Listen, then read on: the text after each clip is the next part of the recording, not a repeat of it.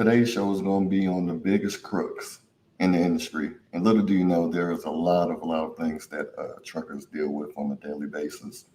And one of them is the struggle to find a good mechanic. I don't know how many of us have been out there on the road already scraping for change because of the way that the market is. And if you break down, it's almost like life is over. You got your toll bill. If you don't have your proper insurance set up, uh, you might be stuck there. You know, you're in the wrong, you're in a bad spot. You may not have signal. There's a lot of things that when you go to a mechanic, there's just a whole bunch of things that you have to deal with. And one of the things is finding a reliable, heavy duty mechanic, a diesel mechanic. And, a lot of them claim to be mechanics, but a lot of them are parts changers. And what I mean by parts changers is they'll say they charge you a certain amount per hour, right? And then, you go in there, what I like to call mechanic jail.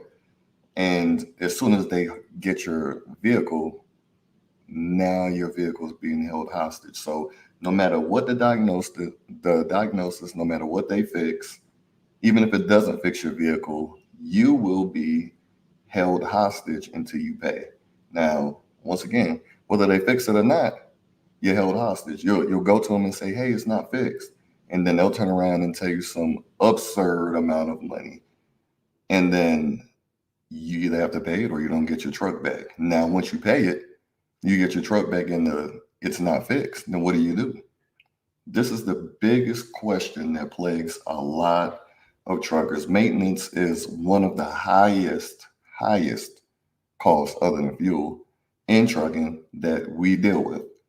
And once again, I like to say for you guys real quick, just if you popped in, just like, subscribe, comment, tell your friends about it, because what we want to do with this podcast is bring awareness and get a community built where we can get a lot of people that are in any area, because when you're running a truck, you can end up anywhere, that can come out and explain their experiences and explain what they go through and who to go to, because a lot of times we just try out mechanics and get the luck of the draw. We may go to them and say, "Hey, we're going to try this guy because the last guy, he didn't show up, or the last guy didn't fix this part, the last guy, he diagnosed so many things and they were all wrong."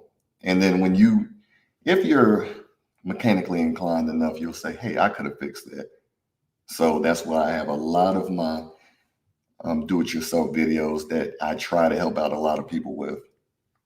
Um, the other thing is improving communication.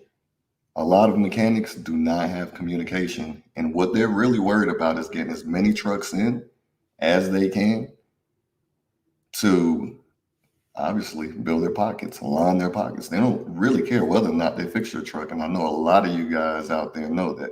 And a lot of my females out there, they understand. And especially for y'all, it's harder because y'all really not out there trying to turn a wrench after running a flatbed. You're already dirty, probably got musty, and ready to go to a Love's, hit that shower, and get in your sleeper berth. But yeah, that's what a lot of it is. Just communication. They don't communicate with you. They'll have your truck, and if you're not calling back to back to back, what are they gonna do? They're gonna sit on your truck and go to the next person's truck, and your truck could have been a simple fix, but they're working on another truck and pushed you back to the back of the line. And another thing is, have you guys ever noticed that if you are an owner operator, that they would rather not even touch your truck? They want to work on fleet trucks. You'll bring your truck in there and they'll sit your truck all the way to the back. Now, if you have experienced this, you know what I'm talking about. The delays on repairs. That's why pre-trips and post-trips are super duper important. Because if you can catch something before you have to go to that shop and get it fixed and have your vendors in line, your trustworthy mechanics or trustworthy part changers, because there aren't a lot of mechanics out there. There aren't mechanics that will be out there that will hop in the truck with you. go for a ride. If you tell them, hey, I have this sound, and real quick, I'll tell you my experience. I bought a Kenworth from MHC, right? How you doing, Rance? Thanks for hopping in. I see you in your truck, and so my first experience being a new driver, I had a 2016 Kenworth uh, T680, and it was my first time. Let me tell you, I got into the game and I didn't even have my CDLs. So I was already nervous to test drive the truck. And when I got there, the guy, I told him this is my first truck. I've been talking with a lot of vendors back to back to back. A lot of people told me, hey, go with MHC. They're the best one, Kenworth, top of the line. So I said, hey, I'm gonna try it out. I went down there. The guy was like, hey, I'm glad you came. I didn't even think you would be here this early. And let's go for a test drive. Now I'm nervous. I'm over here trying to pull the parking valve and the emergency valve, trying not to look crazy so he doesn't know that I don't know what I'm doing. I'm walking around the truck, everything looks fine. I'm thinking it's almost like a normal vehicle, but in no way it is.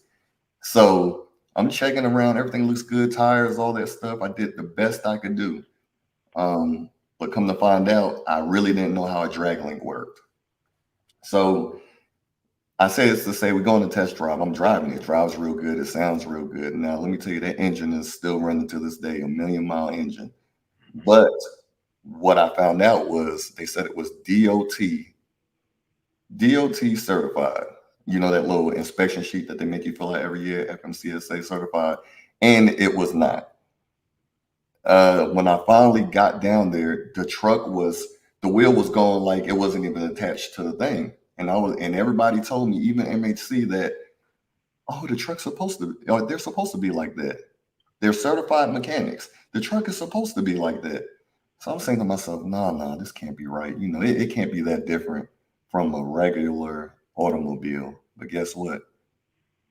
People kept telling me that mechanics on top. I probably went through about 8 mechanics, and not only in one state, almost in every single state, because I kept saying to myself, me and my wife were team drivers, kept saying to myself, this is not right.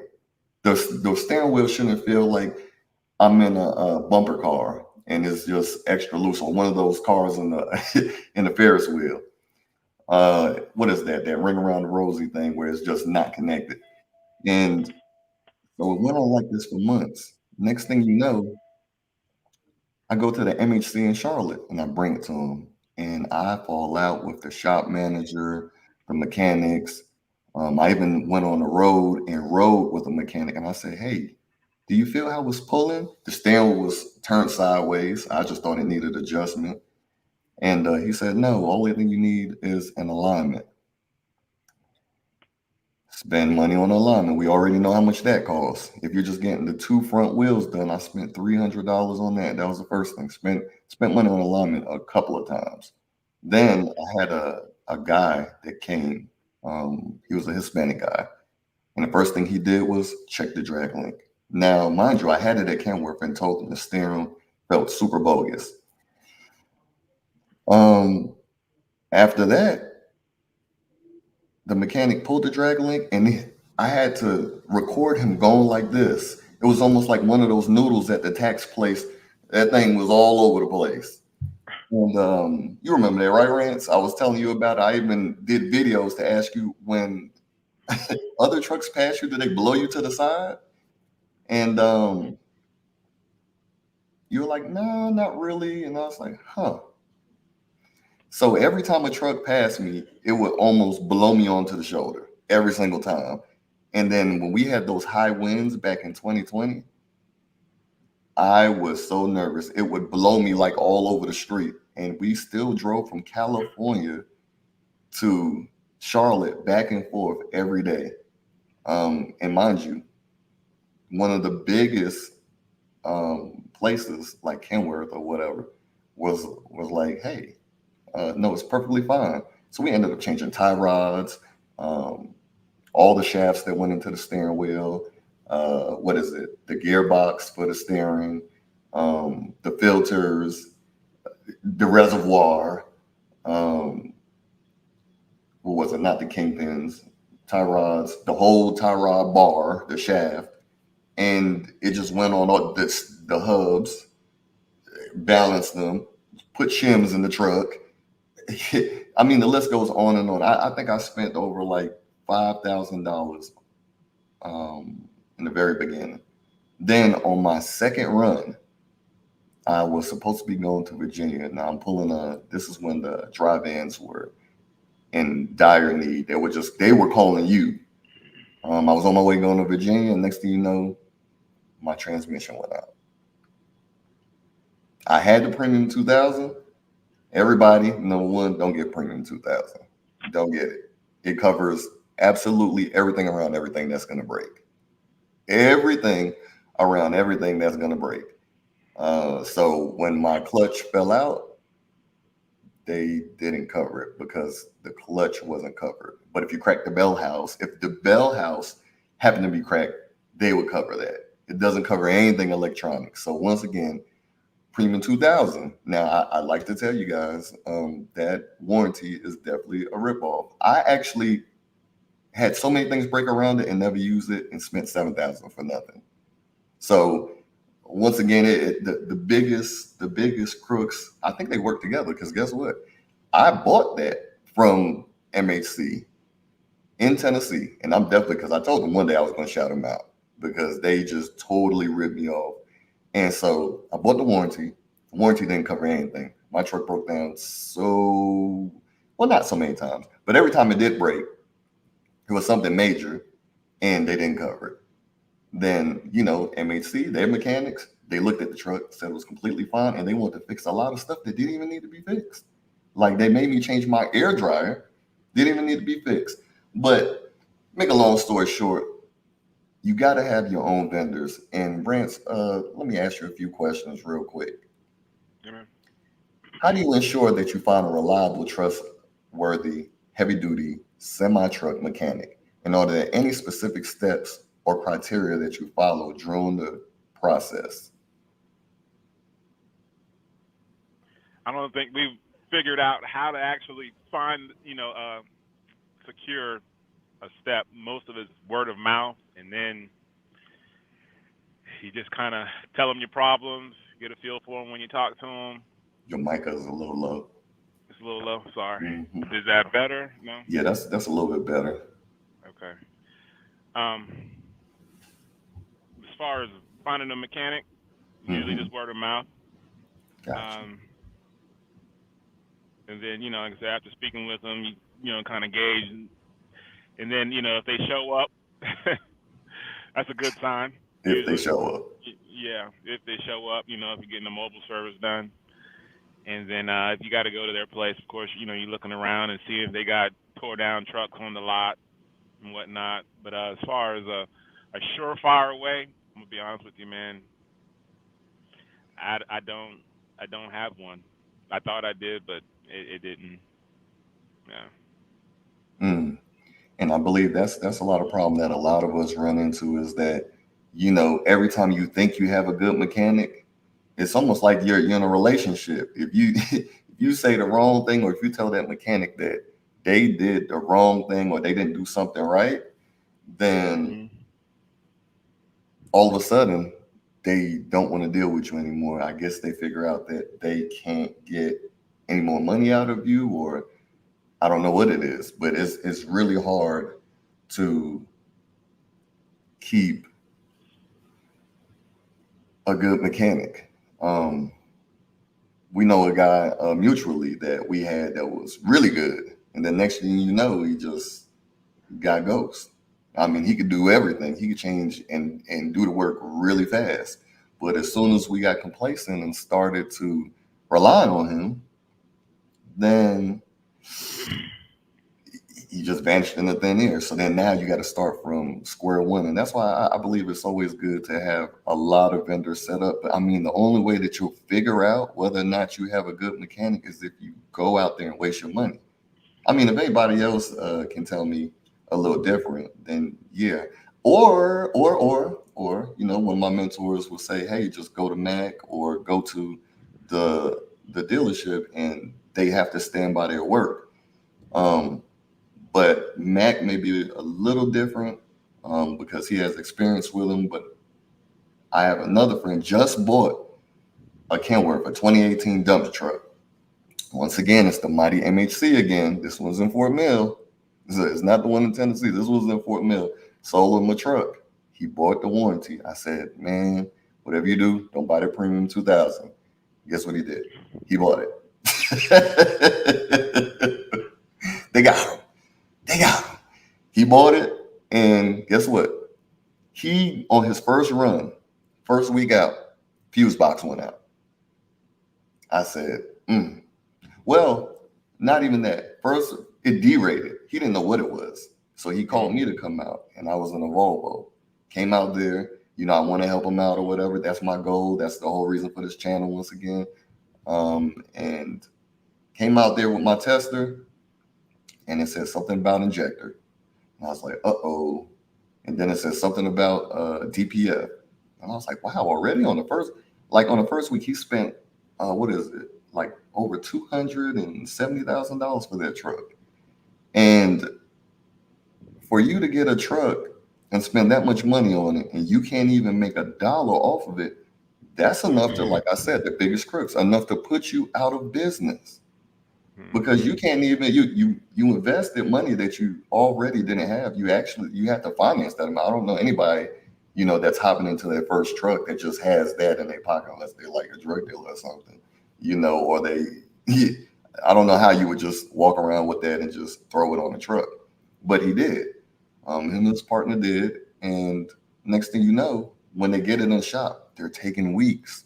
Once again, they're taking a long time. The second thing is that once they found one thing, they said, hey, it's the injector. Then they said, you need a whole brand new DEF system. Then they voided his warranty after that. Then they found out it was something else that was wrong with it. A week after that, his power steering went out. But now you got to come out of pocket $7,000. He couldn't take the truck back. Nope. So that's the thing with MHC. I tried that too. I was like, look, man, you sold me a truck, this and that. It was like, it's a used truck. Because in my mind, I'm new to the game. I was like, this is a lemon, ignorant to the game. And I'm saying this is a lemon. And guess what? There's no lemon law for used trucks because you paid the amount for a new truck. But on paper, it's a used truck. So it doesn't even matter. Doesn't matter. All they know is that they're going to get their truck back because you're not paying for it. So they got their money back and you were the sucker for buying the truck. That's all that matters. Maybe I should have named it the two biggest crooks. The dealer, the stealership, and the mechanic, who are, they in cahoots together, if you ask me. Yeah. Those warranties are they're funny. Like you said, they'll fix everything that's not broken or whatever's broken. They don't fix that. They'll the AC or electrical system that you or they'll probably not make up gonna stuff have. and say why they can't fix it. Yeah. Yeah, I know you had a few things that went wrong on your truck, and but you know what? You had better luck. Yours didn't really happen until like years down the road. You had a pretty decent truck by the luck of the gods. Yeah. But everybody doesn't have that.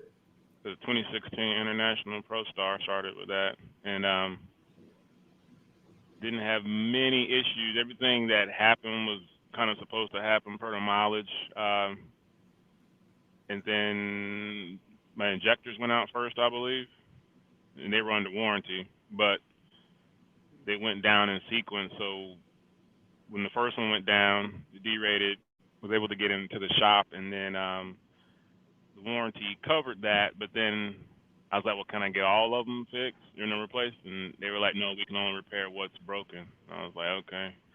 So then, like 2 weeks later, the next one went down, and the next went down after that. So I was in and out of the shop every other couple of weeks for the injector issue. And then on the last leg, I think the major issue was my clutch, which put me down. And that issue, that was probably the one that pretty much put me out of business there, because I had, hold on, roll my windows because it's raining. Sorry. Um, that one was when I took it to International in Columbia, South Carolina, for them to fix it. And they were going to do a PM and all kind of other things, oil change and whatnot. What happened with that situation was that I took it in there. They told me everything that was wrong with it, and then stayed in contact with them, and they said they did this and that. So I said, okay, cool, it's okay to pick up. They didn't fix the clutch issue. All they did was do the PM, and that because the person that was doing the PM just checked off on, I think it was the oil change and whatnot, because my what was going on, the gen fault code came on with that yellow triangle, so I knew it was going to be expensive. And then they said, okay, we're good to you're good to go. Come pick up the truck. I think I paid like $600, and I was like, y'all sure? And I'm like, yeah. And then so I'm cranking up the truck. The guy's out there with me. I think the manager, he's happened to walk out there with me, and crank up the truck. Triangle's still on, but the truck cranks up fine. And I was like, because I had a load. They told me I was ready to go. I was good to go, so I went ahead and booked the load so I could just peel out from the dealership. And I was like, hey man, my fault code is still on. What's on that? And he was like, I'm not sure. So I was like, well, it's still running. I'm gonna go grab this load, and then get down to Charleston, and then I made it all the way up to Tennessee. I'm gonna go grab issues. And then I get up to Tennessee, deliver the load, and the truck goes down on me in the parking lot right after I deliver the load. I have to get it towed to mom and pop shop up there, and come to find out that they didn't fix that code. They just found out that they just did the oil change and the PM, and What? they didn't know that it was supposed to go to the next phase to fix the fan clutch. So I ended up getting the fan clutch done there, which was a lot less inexpensive than if I had it done at International, because they were going to charge me 11 grand, and at the mom and pop it was 7. But then I had to get a rental car and all that whatnot, which International paid for that because they shouldn't have let the truck go. That was their fault for letting the truck And go. how soon after you bought the truck did that happen? That was on the third year. On the Yeah. third year. Mm-hmm. And it was just out of warranty at that point, probably like a month out of warranty. Wow. Well, but you at least you got to use your warranty a few times, right? Yeah, for the injectors, I think it was something else small in there, nothing crazy. Um, but it was more so getting like when the injectors went down, I was in Alabama, got it towed to the International dealership, about $800, and they did something that first day, and then I had to bring it back the next day. It was something. No, no, no. I'm sorry. I took a rental car from Alabama to the house in Charlotte, and had to go back down there because they said it was going to be a few days, and then went down there, and something else was going on with it, so I had to stay an extra night when I went back to go pick it up, and that spending money here and there, and then you're not getting the whole story, or they didn't complete the job like they said they did, and X, Y, and Z. So it's just, you know, Mm-hmm. I can't say mom and pop or shade tree mechanic or dealership mechanic. It's just Is any different, huh? It's yeah. almost like they all one and the same. Mhm. Yeah. Yeah. Really Yeah. gotta learn how to work on these things yourself. Best you can. Right. And so let me read this real quick for you guys. 1 second. Swerve Pettis says the only way to trust a mechanic is through building a personal relationship with one shop. And that is a bar right there. Building a personal relationship. And then you got to figure out how to build that personal relationship Yeah. With that correctly. one. Mm-hmm. Yeah. I agree. Getting to It's know just that that sometimes owner. it's just that sometimes I'm sorry, Boombox, that you're out of town. When something goes wrong, if you can get it to them, that's great. I do agree. Mhm. Yeah, well, yeah, a local mechanic, you can Mm-hmm. it's easier to build that rapport with, but when you're traveling in and out of the different states, Mm, you're solely relying on whatever whatever shop is you're out there. quoting after. Mm-hmm. That's And they right. know it too. They know it because they Mm-hmm. will eat your pockets up if they can. Yeah. Especially when they find out you're owner op, they're like, oh Mhm. yeah. Mhm. Mm. And thanks for joining in, Boombox Bay. I know you had other plans today, Yeah, no, but never you got you that. you made it. You made it your business to get in here. I appreciate that. Definitely Yeah. appreciate that. So, Um. and yeah, so it's a lot different. So when you have a dump truck, you can try to build those local connections because you're not going out that far out of a certain radius Right. sometimes. But then the semi world is you're on that low board and you're finding yourself all over the United States if you don't have a dedicated contract, or also the same thing if you haven't built relationships with these shippers in order to know where you're going to be at a certain time. But even then, if you're hustling, bustling, trying to beat those hours of service, you may not you may just be ready to go to sleep as soon as you lay down, and then you got to get up and do it again, and you got this awkward, you know, schedule. Yeah. Um, And yeah, crunch for time always. And so, right here, I'm gonna read this other one. Always read the reviews of the shop that you're dealing with. Now, now that will work the majority of the time. But then you also have people that as soon as they go there, they'll tell their family, friends, and all that. Just like how we telling a lot of people to, join the live, watch the live. They'll have Yeah. write fake reviews because Right. you know, and then so That sometimes is a you very, very real thing. Fake reviews are very, very real. Um, I've written fake reviews for people. have. I've, I didn't I know have that. people that I know that they do good business, but um, I may have not, you know, Purchase their product or use their product. as of yet, and I've Right, I've written a review for them, you right, know, per request. right. But So yeah. the majority of the reviews, what I look for is the worst review. So that's my tactic that I use. I Mhm. look for the worst review because that worst review, you can almost see if it makes sense. So they may have a whole bunch of bogus reviews, but if you go through them and you look at what it is, if it looks like something that you want to get done to your truck and it is pertaining to that, then Mhm. I wouldn't go to them. I'd be Right. like, stand back. But it's still really hard to choose.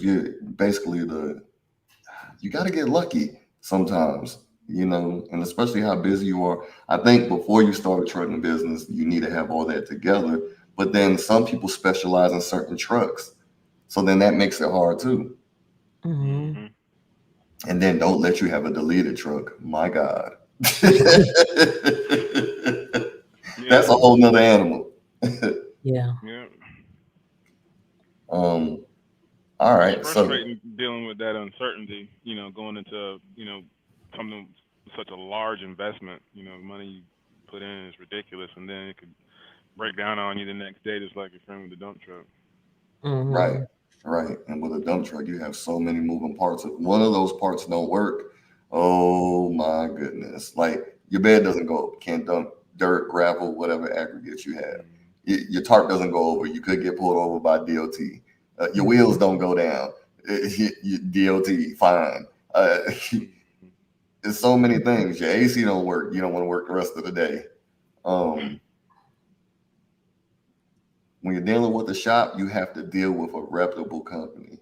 And so I Mhm. have a question for that one there is like, so how do you even know what because you would think that the dealership would be a reputable company, you Mm. know, Yeah. like okay, like my story about Kenworth. People told me they're like the Mercedes Benz. The Kenworth and Mhm. Peterbilt is like the Mercedes Benz Of of semi. dealerships. Mhm. of semis, right? And it's like, so I went for that, knowing I should have probably just got me like a international would have come in. So now it goes down to you actually having to do your research on the type of engine you're putting in, you're getting in your truck. Almost the whole setup has to be perfect, and then you have to go to that reputable shop. Yeah. The comments were spot on. I think too in trucking we get misled by thinking we're gonna get in here and make 5-10 grand right away, and it's company driver versus owner. We're just gonna look at company driver. You don't worry about that truck. I mean, You're half gonna the beat guys it don't even do there. their free trip. You gonna call the tow truck, hey man, so and so. It's going, but come in as an owner op, you really gotta have your money right. Like you have to have a separate account, 17 cents a mile just for maintenance, so you can afford to pay for whatever it is, so you can afford to be down and still pay your bills. So you really gotta have some deep pockets to be an owner operator because a lot of us are nickel and diamond. I mean, a lot of us have gone out of business, including myself, that because money goes just as fast as it comes in. Oh So my goodness. even so if you find that shade tree or go to the dealership or wherever, I mean, they're gonna charge you 3 grand or whatever it is for a rear end or depth system. What you need to be able to have that money is okay here, and then knowing that it's gonna take at least a week to get all that done, and then you can pay your bills and you're good to go. But it's hard to Yeah. do, and we get fooled thinking we're gonna go in there and make 3 grand a week, and And we're sometimes not putting any of that money aside. sometimes it's pre-tripping and knowing what has been maintenance and what hasn't been maintenance, so you can kind of be prepared to buy that part ahead of time, because a lot of that is waiting on parts. Sometimes it's them waiting on parts to come in, and that cuts into your time too. Hmm. Yeah. I had an Right. alternator And go out. I had an alternator go out in Columbus, Georgia. Was able to limp into the Loves and had a guy come out next morning, change right there in the parking lot. How much did mm, he charge you? How much did that cost you in labor? I think I got ripped on that, but I still ended up paying him absolutely, 900 altogether because Mm, he was going to because it was going to be either a tow job, and if I had to get towed, it was going to cost me the tow plus the repair the alternator, and then so I think it was about 900. I know it wasn't more than 1,000.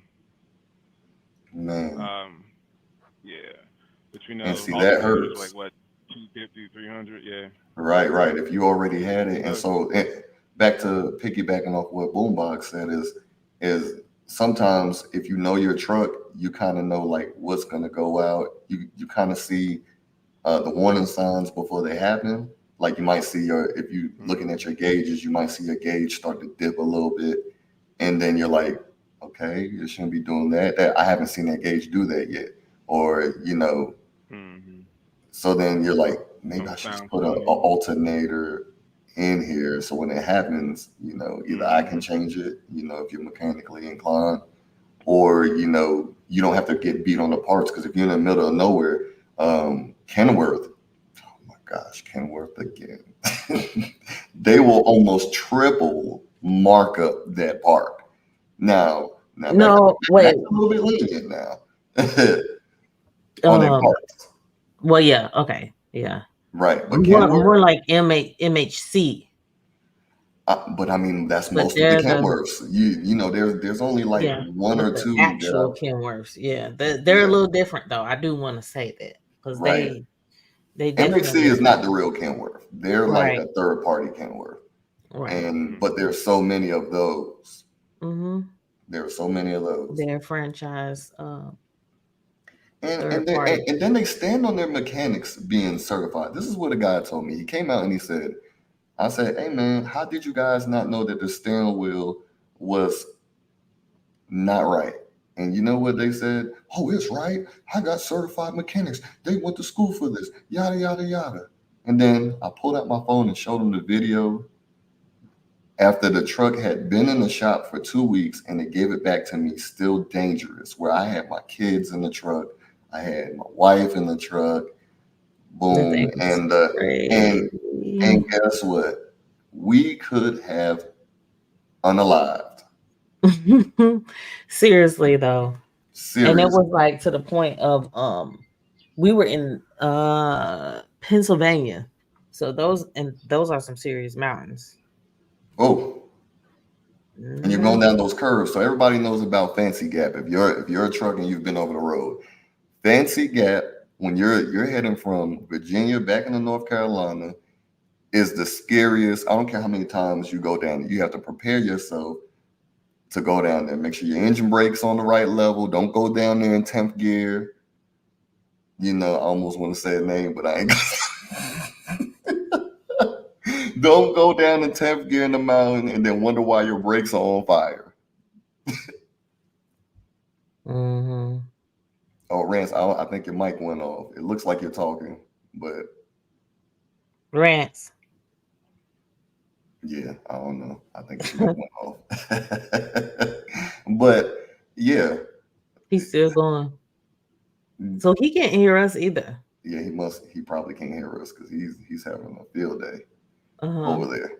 But yeah, you got to kind of know the signs and what's going to happen. If your transmission's starting to not synchronize and go into a gear, you got to say, hey, well, I'm out here in the wilderness, and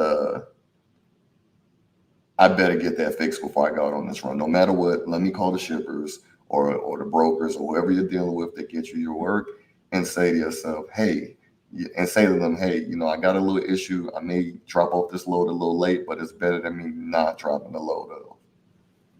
Hmm. And so L. Pettis Jr. says you have to build up a certain amount of cash to make sure you have options. Don't wait till your truck breaks down. Research your truck and replace the parts that may go out. And that is That's what I huge. said. That is huge. That is super huge. And let me tell you why that's super huge. First of all, knowing what type of engine you have in your truck. I just made that mistake recently. Well, I wouldn't really call it a mistake. It's still a pre-emissions truck. But even knowing that part, knowing whether or not you want a pre-emission truck or if you want a truck with DEF. In my opinion, I don't think anybody wants DEF because it doesn't make your truck any better. It actually makes it a little worse. It's like driving your truck with the COVID mask over the Hmm. engine. And what I mean by that is, you got to do your research. Like even in these semis, you want to make sure and now Cummins didn't endorse me, but I will stand by it because I started off in the hot shot, and that Cummins did me well. And then yes, guys, I'm sorry I did delete it because that to me made me feel like it was bulletproof. I also deleted my Kenworth. I felt like that was bulletproof. But guess what? If DOT's listening, I didn't delete these. The one I got now is pre-mission. But like Can Rance hear us now? I think he can hear us now. you can hear us now, Rance? I don't think so. Um, and so like he said, you got to know what type of truck you have. I think Rance You might be got on. you got to know the specs, and you have to know exactly what type of animal you're dealing with because, like for those internationals, if you get the Max Force, you're gonna be in for a treat because what you didn't know was those engines have a high breakdown rate. Like they are for sure going to break down. Now I will Mhm. tell you, I believe it was N14 that Rance had. That Mhm. was the exception. That's why I used to call him. I wanted him to put his name on here, Golden Rance, because at the end of the day, his truck had no problems whatsoever, and you may get lucky like that. I don't know how he did it, but like I said, he only had one problem, and that's when his warranty started to go out. The But as far injectors, I think that was the first problem they that was had. the first problem, and then his DEF system, and then that was it for the truck. They somehow couldn't fix it. Um, but yeah, definitely know your truck. Know what engine you feel like you can deal with. If you feel like you could fit, and I feel like the Cummins platform. Once again, I'm not sponsoring Cummins, but I am saying that I feel like that's an easier truck to work on. I feel like it's less complicated. I wish I had a Cummins motor in my Mac. you know, but knowing to have the right transmission, like, will you be comfortable driving a manual all the time? Because Right. some manuals give people bad knees if they can't float them gears, or you just don't want to be in traffic. You'll have the experience, the driving experience will be a zero for you because unless you just like now, some people they live by and unalive by the the the manual. But for me, Yeah. I want the driving experience to be beautiful. I just want to get in there. I just want to drive the truck, and that's it. And that's why a lot of people, Enjoy the ride. right, just enjoy the ride. I want to listen to music, and then by the time I look up, I've had a whole day go by, and now Hmm. I'm happy instead of I worrying. think the main thing is um, if you're buying a truck, I think you need to make sure that you properly inspect it, even if that's learning how to properly inspect it before going and picking the truck. Um, for us, it's been a lot of trial and error with picking trucks, so we kind of Absolutely, have made those mistakes picking a semi truck and picking a dump truck as well, and so it has cost us in more in the beginning than on the back end in repairs. I mean, the good thing is, once you change that part, you've changed that part. So you know for sure that part has, and it's not gonna break for. It's almost like once you change that part, you're giving that truck back life slowly. So Mhm. the HP points, the life bar on that part is now full. Now you Right, can worry about what's going to happen next. right, And that's one thing that I've learned as has helped me to never we have never broke down on the road. Knock right. on whatever there is, knock on wood. And because we understand that a lot of people out here say drive it till you break it. Don't listen to them. Do not drive that till you break it. Because if you drive it till you break it, guess what? Now you got to You'll break tow. something else too. Yeah, you might end up breaking something else and cause a domino effect, and you'll just be breaking Mhm. everything, and then you're gonna break yourself out of business. Right, but it's just knowing how do your pockets look from the beginning. Can you afford to fix major issues in the beginning and then inspect the truck based on what you can afford to do? Mhm. Because if you're buying a used truck, regardless, it doesn't matter. Just It's already gonna know break. I mean, and even be a new truck prepared. is gonna break. It's gonna break, but be prepared if you're buying something used Mhm. to fix something. It's just Right. what do you want to um be prepared to fix Right. or be ready to fix? The average the average shop will do a delete on your truck, but they will refuse to work on the deleted truck. That's Mm-hmm. that, and that's Absolutely true. crazy. That's like a catch 22, isn't it? For the money. Well, it's Right. against the law for them to do that, and they don't want to get fined because it's like 10,000 or it's some ridiculous amount of Yeah, money but that they'll they can do get it. fined. They'll do it. Yeah, Like Um, they'll do the delete. the guy that did mine back in the day won't do it now or won't fix it. Or he'll tell you, I have too many trucks in here right now. mhm. So, you then they'll send you across Well, the they street. went commercial, I think, or something. He said. No, they just don't care about the little guys. And that's really what it boils down to. Like if they find out, and Rance will tell you this, if they find out, oh, you only have one truck, they don't really see the value in one truck Anything. versus Mhm. a big, fleet of Company. Yeah, trucks. that's what I meant by he went commercial. Yeah. you know Hmm. but see, the thing is, you got to remember what you got into business for, and I think a lot of these mechanics don't have that mindset where it's you are supposed to be helping people need your help. This is why they're coming to you Hmm. versus they just see the dollar. And that's why I feel like I'm about to plug myself in. If I open up a shop, I'm gonna put a lot of you guys out of business, I promise you. Like people gonna be driving from all over the United States to come to my shop because one thing you guys know about me is I don't give up until I find a solution. Like Hmm. it hurts me not to find a solution. Right. So, and I was like that in every business. And I think a lot of us on here are like that. Like we want to do the right thing for people where I think that's a lost art nowadays where people do not care. Their level of service is trash. Mhm. It's literally garbage. Yep. Yeah. Yeah, that's so true. They're just Right. wrapped up in themselves Right. and forget about the man. The man that's actually helping you to keep a roof over your head. If a Right. customer comes, it doesn't matter if you're a mechanic or, a cashier. If the person comes and they're making a purchase where you're at, they're helping to provide for you and your family. And I think if more people look at things Absolutely. like that, then, the world will be a little bit better. A little bit better. Absolutely. Having a proper spec truck will help you go a very long way.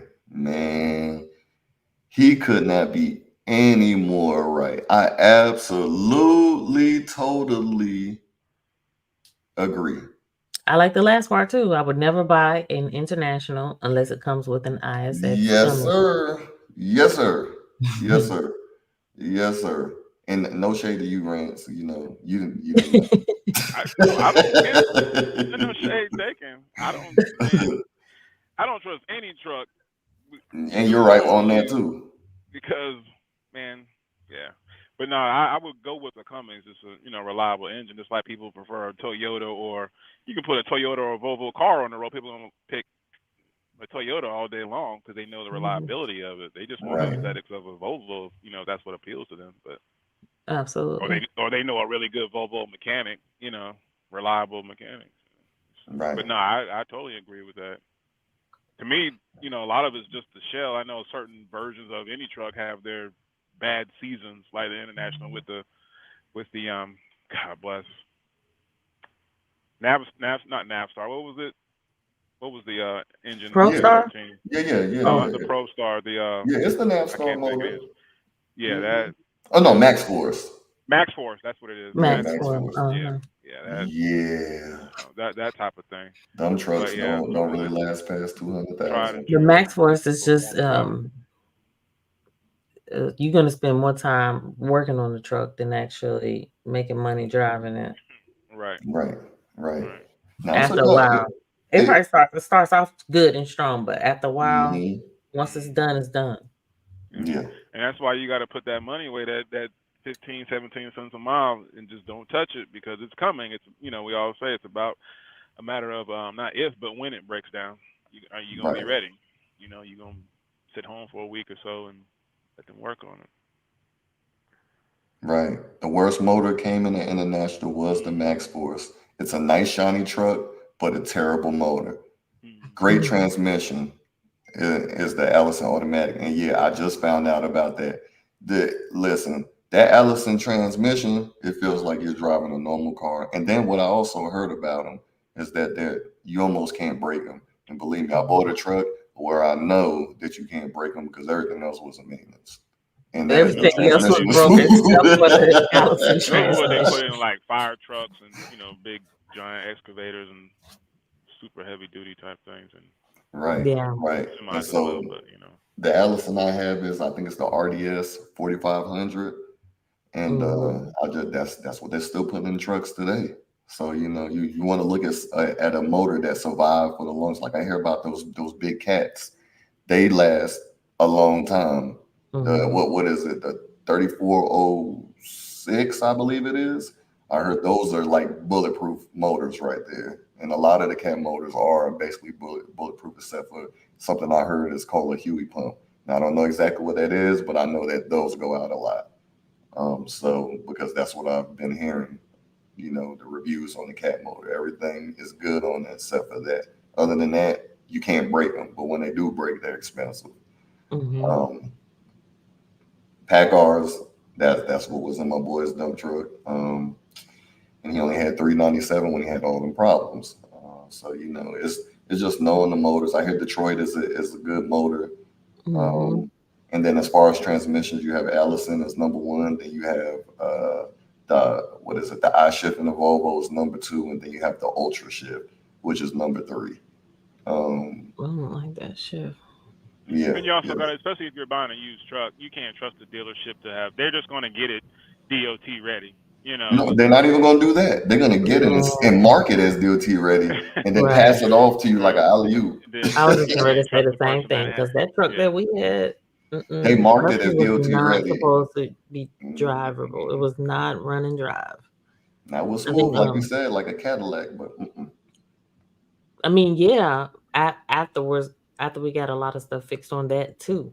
So, again, if you're buying a used truck, like those little small knick-knack things that happen to break when you're driving over the road or driving, the dump truck, you have to look for those things and be prepared to repair them, because it's not going to be so with a warranty to repair those things. The most your warranty will cover is the what engine and the drivetrain, and They barely and ca- then it bear barely and covers that. yeah, and then even with that warranty that you buy, it's fine print that doesn't really cover that. Only parts out of that they'll No fix. electric parts. Zero. Zero. And if it does, it's a part that's not going to break. Yeah, So, so with and that being then, said, just gotta be more mindful. If you're really trying to get into this game, you got to really be ready for it. Got to be ready for it. A lot of people get in and don't really be ready because they think it's just, oh, I'm gonna buy a truck and I'm getting ready to go out there and I'm gonna run this truck, and you don't even know what all it takes. right. And Rance, what were some of the red flags that you noticed before you had a bad experience with a semi truck mechanic, and how could those signs been addressed or prevented? Bad red flags as far as the mechanic. Right, right. And how could those signs have been addressed or prevented? Probably asking specific questions, but you know, generally on my truck it was something small like, hey, who's got to hook up on tires? Because you know how we do. Like, hey, I'm not gonna pay dealership price for tires. So who's got Right, to hook up on tires? I mean, and that felt sketchy when I was getting the hook up on the tires. Where you get these tires from? Ah, man, just don't even worry about all that. It's like, okay, making sure that they're virgin. I mean, not recap stuff like that. Just Mm-hmm. yeah, steers. Those types of things. right, Just when you're, I'm saying vetting, but just talking with the mechanic, and they're saying meet me here, and it ain't at a shop or something like that. It's in some truck parking lot or somewhere, or meet me at the Loves and those types of things. Or if the mechanics show up with a polo shirt on and they ain't really trying to do no work and they asking you got tools, those types of things.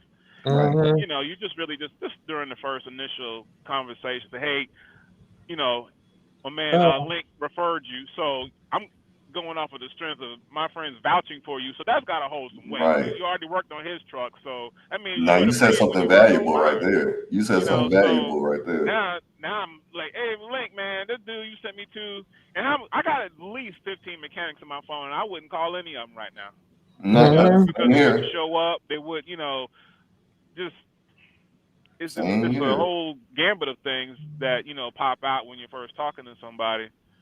But usually it's just that them showing up or not showing up, when they show up, or and I don't Mm-hmm. mind. I don't mind going to get the parts. I'd rather that anyway. Right. So But you can kind of make sure you're getting the discount or getting the mm, best price on the part. yeah, they ain't Right. marking up, or got something off another truck and they throw it in a box, or so Now, but Ralph, just I hope you didn't let no mechanic pull up with a polo shirt on and still work on your oh truck. no, it definitely happened. It definitely happened. In a hopeful I'm like, seat. I was like, bro, we working on the truck today. He was like, ah, man, I got something else to do. Now I'm ready. I'm about to stand out there and hold all the, tool bag and everything for him while, talk his ear off. No, never happened. Mm, Never mm. happened. You You already knew know, what was going to happen deep down inside in your soul, though. That was one of those red flags. yeah, yeah. I was just like, this, You couldn't even this get him other to stuff. answer the phone at one point. Yeah, yeah. But So, everybody was requesting them, so it was just, referring, right, right. referring, Yeah. But they didn't tell you that but part. They didn't tell you that part. And that's We what no. I mean about a review or a referral. Like, he like you say, they may be good, but what do you have to Rely. figure out? What nonsense is going to come with them? Right, right. we had And a guy show up. He was supposed to be reprogramming the eye shifter. Oh boy. oh yeah. I It's remember. something. Oh, he did not tell us to turn on the truck to build the air up. The truck had already been sitting. It was the weekend. So he programmed it, so he say. Mm. And So then he it said. needed air to Finish the program. finish the programming. We had absolutely no way of figuring out how to get air into our truck. And what ended up happening was I called a mechanic at a shop that I used to well he worked in a shop I used to drive for the company, and he coached me through how to get air back into the truck. But if we hadn't been able to figure that out, that truck was like a block. It was It was a done. brick. It was over. Yeah. And guess what? This is how you know a real mechanic from a real mechanic that actually has years of experience. He'll ask you what's going on, and then he'll keep asking you questions so that he can get something in his mind, an idea of what he needs to fix. And then Yeah. so this guy, he came out there. The other guy told me to take off the valve, uh, plug it up, fill it up with air. Your exhaust valve on your, where you let your air out your tanks. I had to unscrew some valve and hook up my air compressor to it. So I filled up the truck. Went to start, it still didn't start Right. because the relay was shut off from whatever program they did. He just told me, "Hey man," I said, and I had to ask him. I said, "How'd you start the truck?" He said, "I'm gonna show you." He pulled out. Now this how you know you got a real mechanic. He pulled out a little uh, safety clip and Mm-hmm. stuck it in a fuse relay. He said, "You put it on this side of here, because these trucks do that sometimes when they lose gear." Stuck it in there, cranked the truck right up, Mm-hmm. finished the program. Yeah. Was out of And there in those 15 minutes. and then you got those mechanics that can walk you through stuff over the phone, not even FaceTime. You just describing everything to them, and they're like, okay, Try yeah, boom, boom, this. boom, and then it's, try that. So those are the mechanics. They might have not got paid for that over the phone call right there, but I'm gonna call that dude again or lady, Right, or I'm whoever. gonna come to him and refer people because he did me Exactly. right and he gave me the knowledge I needed. Let me read this one right here for You you. built that trust. Longevity is the key. Research. Longevity is the key. Research is the key. Cat or Cummins or Volvo. Yes, sir. Never buy PACCAR or DDT. Volvo or go with the N14 or Cat in the tractor, or with the N14 Cat and tractor. Forgot Right. about the Mercedes truck engine. Oh yeah, yeah. Just a Mercedes engine in the truck doesn't even sound right to me. It Ever since I doesn't. heard about that, I said I didn't even have to know anything about trucks. I already don't like how Mercedes engines already act when they when they mess with. So when I heard it was in a big truck, I said this isn't gonna last. And this was when I really wanted to first get a semi truck back in Mm-hmm. 2015. We saw those Sterlings up there on Statesville, and they were on the side at like a Ford dealer.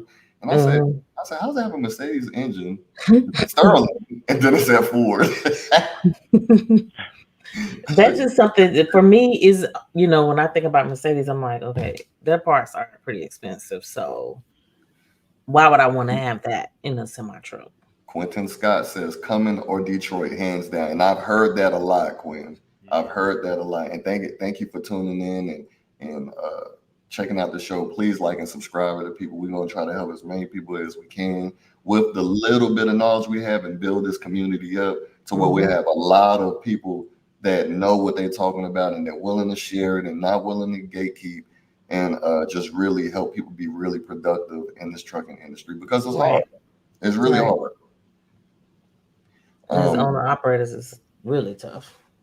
yeah, owner operators, and then you might come out here and think the more trucks I get, the more money I make, and then Mm-hmm. you run into that driver. Then, but that's for another podcast. I'm not going to get into the driver stuff. But all right.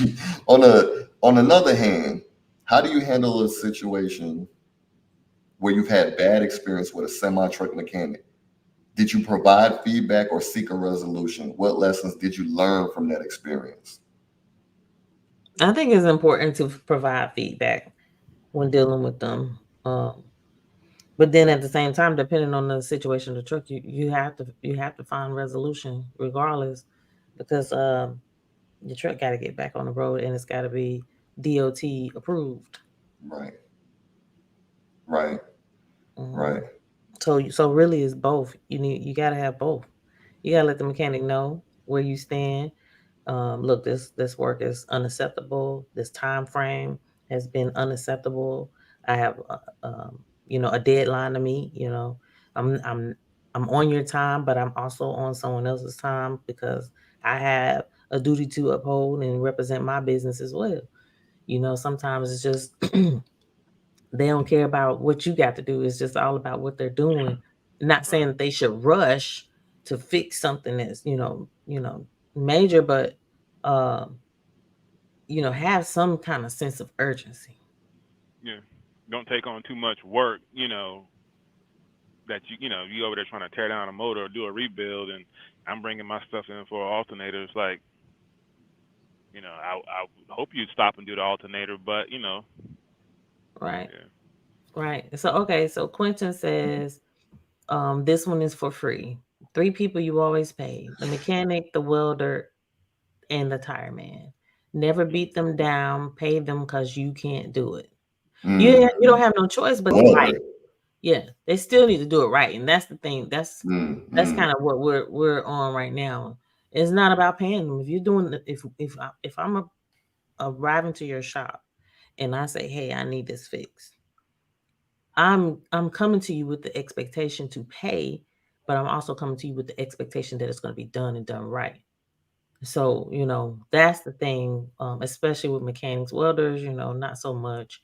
And the tire man, that's pretty cut and dry.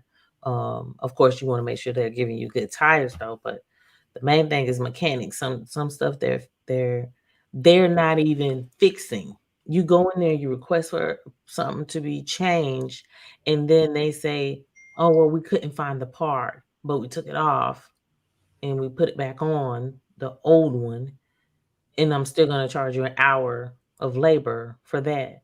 Like, just the whole representation is just wrong, and it's just, you don't beat a man while he's down either, because when the truck driver is showing up to your shop, they're down, their truck is down, and that hurts our Mm. feelings when our truck is down because that's our money, Yeah, they're losing money as their truck sits in your shop. right? Yeah, there's a certain expectation. We're not looking for the discount from anybody. You say you could do it for this much, okay? That's the agreed price. So we'll say the dealership. And the key If word you is tell me saying you can do it. you can do it, and then we'll have it to you in 3-4 days. Let's say 4 days. It's been 2 weeks. I got one email from you. Certain things of that nature where it's like the Mhm. communication's been poor. Um, you don't know when it's going to be done, or we're waiting on parts and stuff like that. So you've been pushing into the line, that type of thing. While you had 4 days, in your head, like, hey, where's when you gonna Yes, get my truck sir. back? Yeah. So. You're on it. You're on it. You're on it, Mr. Scott. If you're on dump trucking, welder is your lifeline. Yes, sir. Because you'll be able to weld that bed and weld your vibrator on it and everything else you need, and fabricate. Now, not only a welder. Let me take Yeah, that back. fabricate, yeah. A fabricator. A Mhm. fabricator. Y'all, I'm gonna say this again. Now, this is a bar. You need a fabricator. You just don't need a normal welder, because guess what?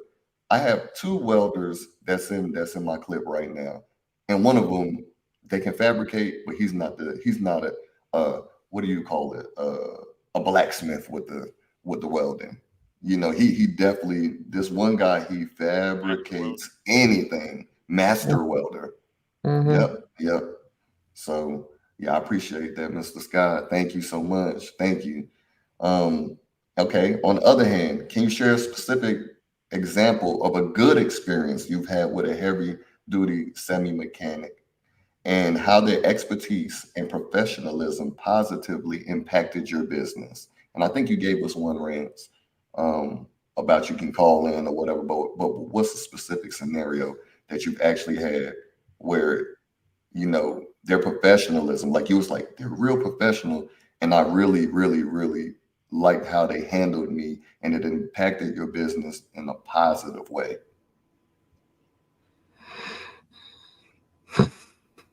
Um, I'll say the one time. It's probably been like one time. Mm, I'll say that as far as, because mistakes happen. People make mistakes. We're all human, right? So I'll say was when my truck went down in Alabama, and it was the first injector. That when I came back down there to pick up the truck, I still had to stay an extra night because something else wasn't done. I didn't ask them to knock anything off, but they still took a few dollars off of it.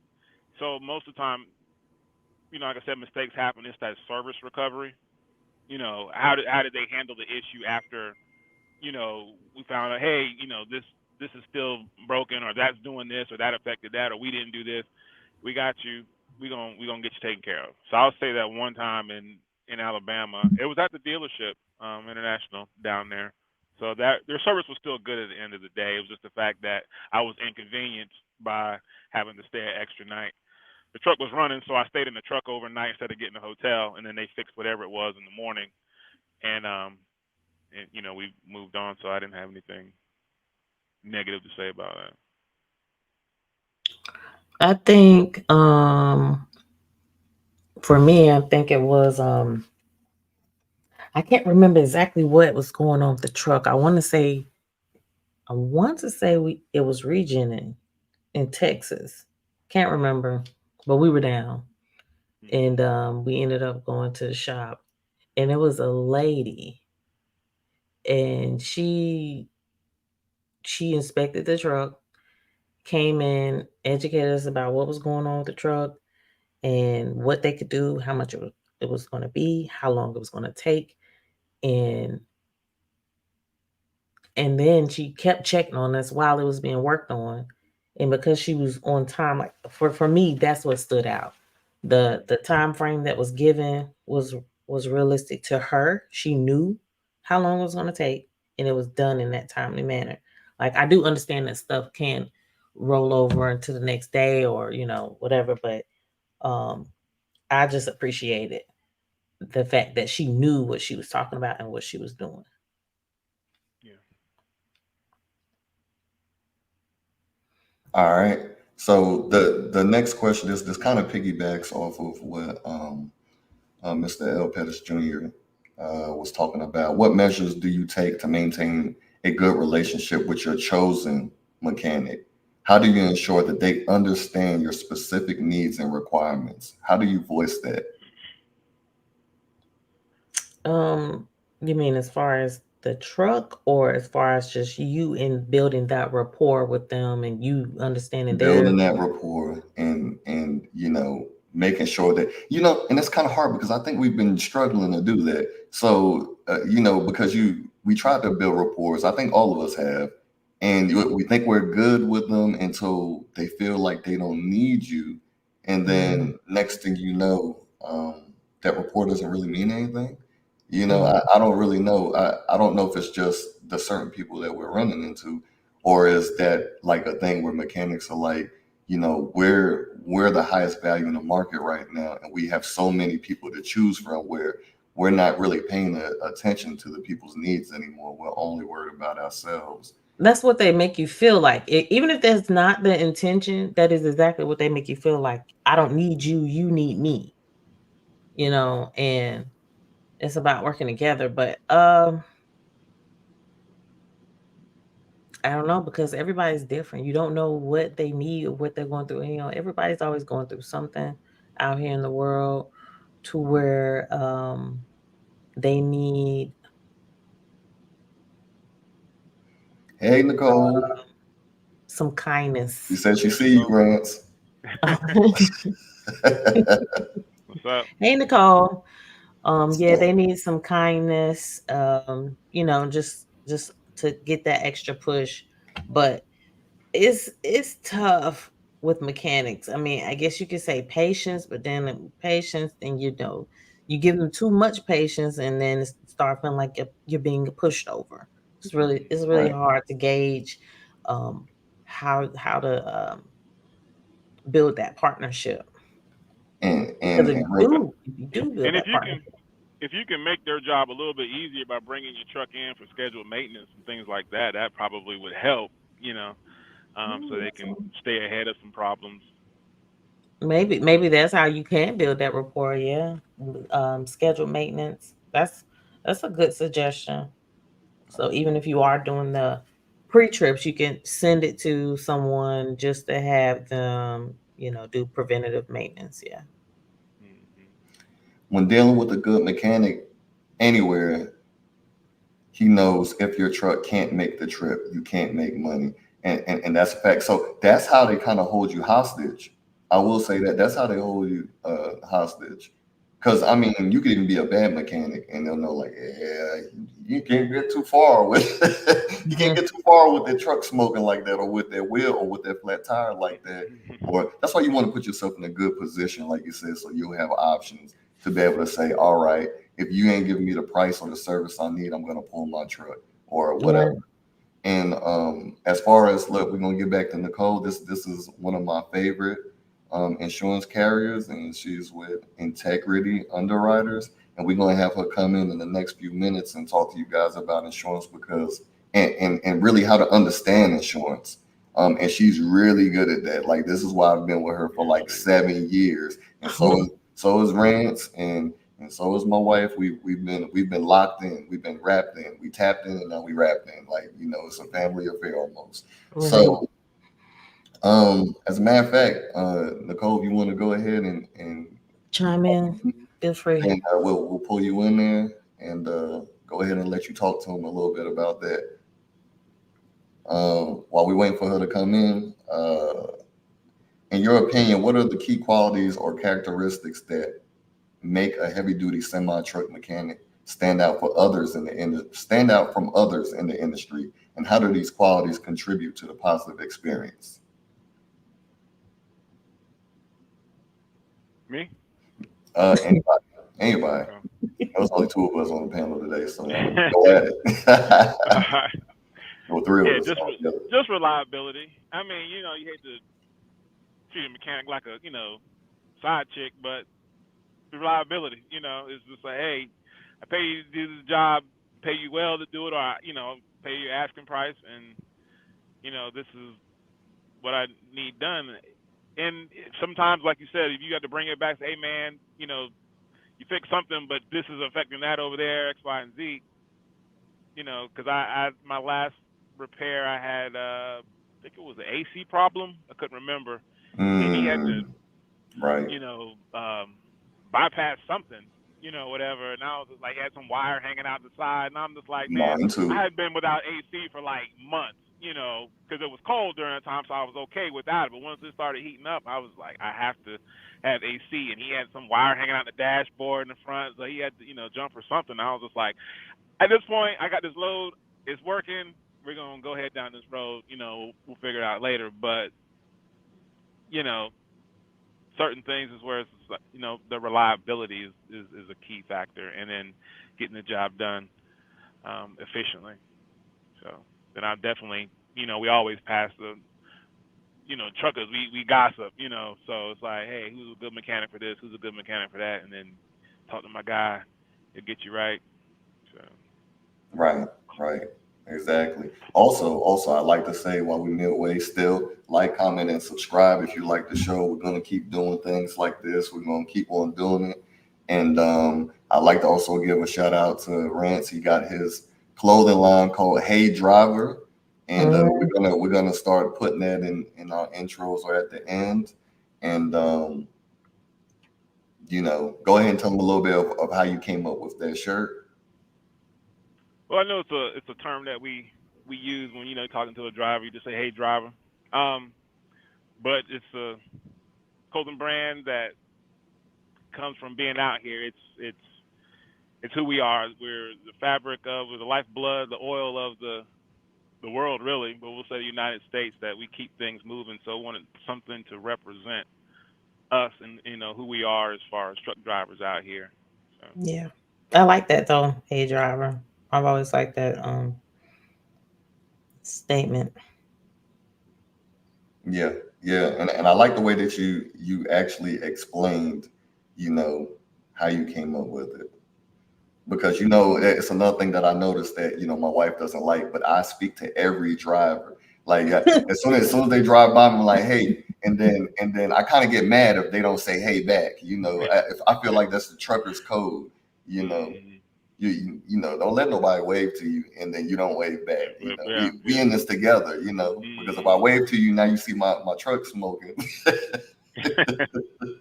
or I see Yeah. your truck smoking. Hey, we talked. We made a connection. We let each other know that we're not on the other side. We're in this together. We Mm. connected. Yeah. Um, let's see, read this right here. Pre-COVID parts weren't hard to find. After COVID, everything is back in. Wait, hold on. Pre-COVID parts weren't hard to find. After COVID, everything is back order. So it's best to help locate your parts, and that's another good thing. In order for you to save parts, in order for you to save money on parts, this is what I do. And I don't like Volvo for this. Vanguard, hey, yeah, I'm talking to you. I told y'all I'm gonna come get y'all. I'm gonna get y'all. So y'all know y'all parts are like 5 times. They're not even 3 times marked up. They're 4 or 5 times. And I'm serious. Mhm. This is not exaggeration. 4 or 5 times. And guess what? You ask them for the part number. I haven't seen no dealer do this shit except for Volvo. And I haven't been to all of them. But for the majority of them, I've called them and they're like, okay, we have it in stock, this and that. Volvo, if they have it in stock, they'll refuse to give it to you. They'll refuse to give you the part number. Now, for the smaller vehicles that aren't heavy duty, they have manuals for them. You can just go in any AutoZone and buy them. That's what I'm used to. I'm like, all right. And then I know what my make and model is, so I can get the part. For these trucks, they are VIN specific. They are VIN specific. So Mhm. you know, one day I call Volvo and I say, "Hey man, what's the part number for this?" Because I know your parts are outrage. I'll still ask you what your price is, right? I'll still ask you what it is. And this is bars, y'all. I'll ask you what it is, and then you tell me a ridiculous price. I'm like, "Oh, okay, what's the part number?" What's the part number? You know what this man had the nerve to tell me? You can't have it. I said, "Why not?" Because you have to buy it from us and this and that. So I mean, I was thinking one time where like I should buy it and then get the part number and then return it since they would act like that. Like, hey, I didn't need the part and I didn't open it, so I should be able to return it. Also, another bar is check this out, y'all, and we don't know, but at least in North Carolina, if you read the statutes, a mechanic is supposed to give you an estimate. This is a bar right here because I know a lot of people don't know this. They're supposed to give you an estimate before they perform the work, and you're supposed to approve the estimate. Now, this is the kicker: if they fix that truck and the estimate goes above 10%, that's not supposed to happen.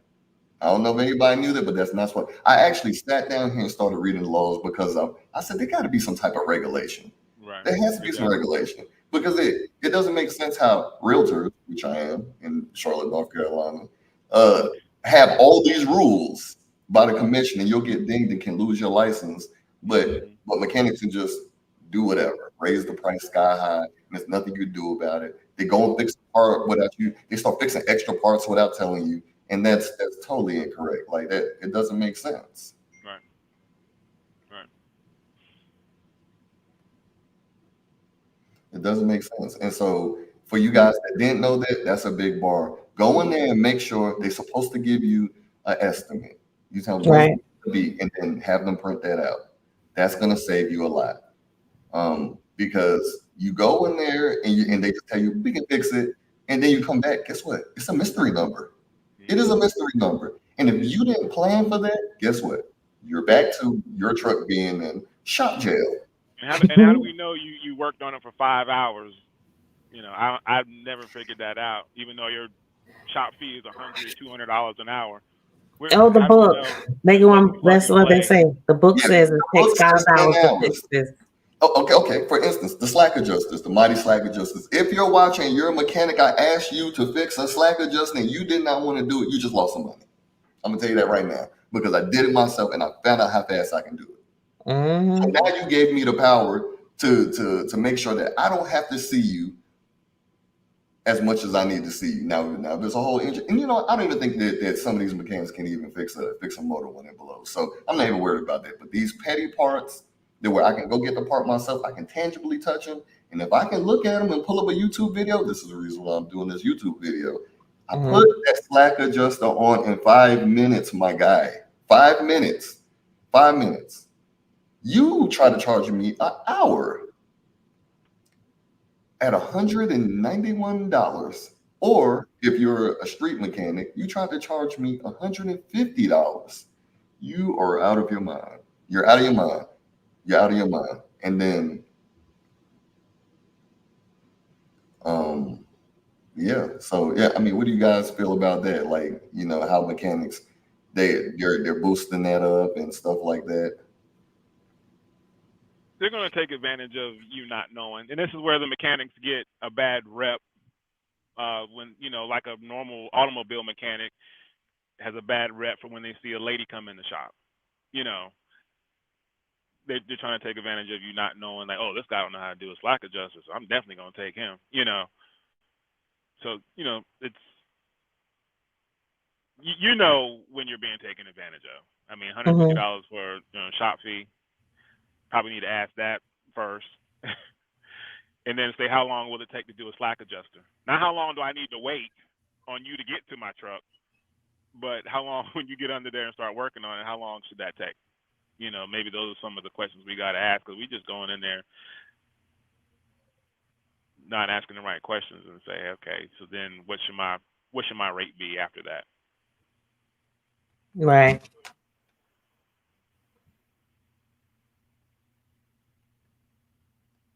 Um. And like I say, if you guys really don't understand, that's why I say they're the biggest crooks in the game, uh, eh, along with the dealerships. And they shake hands and they do all that, and they do all of that stuff. A And device. I've never seen this Okay. before. What is this? Mhm. Never take shortcuts with them, and always make sure they have what they need. If you can elaborate a little bit more on that one. Yeah. What? Because what do they need? Coffee? I don't. Money. So that's why I Well, say of course they need the money, but I kind of want them to what? I think he's saying what they need to get the job done, like the parts. Do we need to go and get the parts?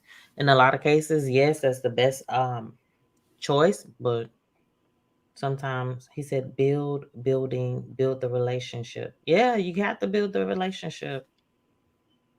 Yeah, you have to build that relationship. Um, Yeah, and it's just so that's what we're trying to figure out. Like, okay, well, give us an example of how you built the relationship with your mechanic. that's a good one.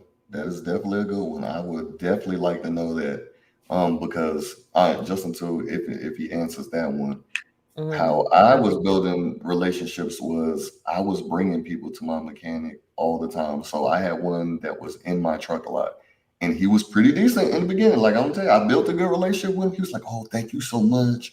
I've gotten so much business." And now he used to only ride around in a work truck, and he was working all day, and he would pop up anytime you needed him. He was very reliable. We built a Mm-hmm. relationship. I even tipped him. I said, "You know what? I'm gonna give you more money because." I see you out here with your son. I see you doing a lot of stuff. I see a lot of me in you, and I like to help people. I really, really like to generally help people. Sometimes, a lot of people say I'm crazy. I'll help them for free, just because I know the value that you have in you and that you've been taught, and I see myself in these people. So I'm like, listen, Christmas is coming up. The holidays are coming up. I see, your kids out here with you, and you're also teaching them the game on how to fix cars. So I say it's going to be duplicates of you. I got to help this, right? And I got to help him. And next thing you know, he got big. I mean, and this was to a few of my guys were like, "Hey, man, he's pretty good. Thank you for sending him to me." Next thing you know, a year comes by later, I asked him to do something, and he's like, "Can you come to my shop out here in Concord?" I was like, "You don't used to come to me, But I was like, "All right, I'll come to your shop." Then I come to your shop, and now what you're trying to do is, like I said, get that estimate first, guys. That is a bar. Like, because now I'll fix it and he give me a price. Then when he gets done, he says, "Oh, it's it turned out to be more work than what I thought it was gonna be." What does that look like? How does that work? Because if I tell you I'm gonna do a job for you, right? And we even know in dump truck and trucking, once you take that contract, that's what you're locked in for. Now all of a Mm-hmm. sudden you want to say it's more, and then it's like, you know, now it's almost like they're watching your pockets. And on top of that, the reason you did this is because now you have a 2024 Tundra. You have a 2024 Tundra. So now you leveled up, but you bought something you didn't need. You want to shine all of a sudden. You went from a dusty bike or whatever. Now you want to shine because you got a new truck. And I get it. Everybody wants to live, a good life. But now you've went above your means, you've raised your costs, so now you want to raise everybody else's costs. But it's all right if you want to raise the cost. but it's not all right when you want to do it sneakily, slimy, and sneakily, you know, because it just isn't, good business. You want to have good business practices. Um, Hey, so, how are you know, you? The top of my computer. yeah. So, our insurance agent will be in soon. She's trying to get on here, and one of her devices is giving her a little issue. But when she gets on here, she's gonna give you the game. And I really can't wait till she gets on here. Just trying to give out as many gems as we can on this one, and we're gonna look more likely for the show to run at least once a week so that we can help everybody out. But definitely, definitely, that's the biggest thing I can't stress that anymore is if you're gonna try somebody new, then you know you want to have an estimate. You want to read those reviews before you go there because I mean it's trial and error really finding a good mechanic, y'all. It's trial and error.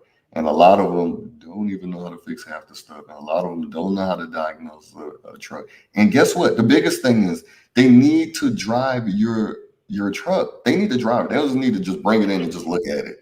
They need to drive your vehicle. So, The old school mechanics back in the day so would get here's, in your vehicle. Go ahead. but Go ahead, Rance. International did that. The one in Charlotte, right off of Mhm, 85, they did that. mhm. Remember I told you they have a fee. It was like $60, $70 for the test drive after they've worked on it. I'm like, damn, y'all got a test drive fee? I was like, okay. I go to pick my truck up, and it wasn't my airbag. It was my something was leaking. It was one of the cans. So I'm like, yo, what's going on with my can back there? They were like, oh, well, once we give it to you, we're not liable for that. We fixed what was already fixed on it. And I was like, okay, so I didn't even want them to touch it after that. I just took it to my mechanic, my personal mechanic, and had them work. Cause I brought it in for like a ERG. They needed to do A they needed regen? to do your regen, yeah. So Mm. I was like, okay, internationally, you got to do it from the front. You got to put the computer on it and do it that way. Oh, I didn't know that. And yeah, so I was like, I think I heard you say so one of that my brake, before. yeah, my brake chamber, I got out. It was no, I got in it. I was like, what's going on? I went back inside. I said, my brake chamber's out, and they were like, okay. And I was like, y'all not gonna fix that on your own or whatever? It's like, yeah, it wasn't like that when we came back from the test drive. I was like, it's my word against theirs, right? At this point, even though it's on there a lot. So I guess that's the same as like what one of my headlights was out, when I took up my truck. I guess they're not liable for it. I guess that's how you look at it. Right, right, So right. And man, yeah, it's so many caveats to this.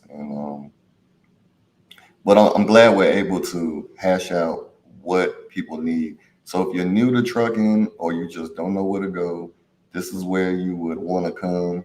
Um, I may have to do another segment. Um, I may have to do another segment with my favorite insurance agent. I should have, prepped on how to hop into the studio. But let me tell you, she got a lot of gems to drop. I would oh yeah, not be even. Yeah, go ahead, Rance. You can tell her how she helped you out. she's definitely on top of things when it comes to insurance. She'll get you right, and the rates are good. So Mm-hmm. yeah, she's Yep. there. I'm not gonna put her on the spot as far as like whenever you call her, she's gonna be there. I know because she's picking up a lot. I don't know if she has a lot of help in there now, but you could call her almost on Christmas Day, and she'll help you out. Put it that way.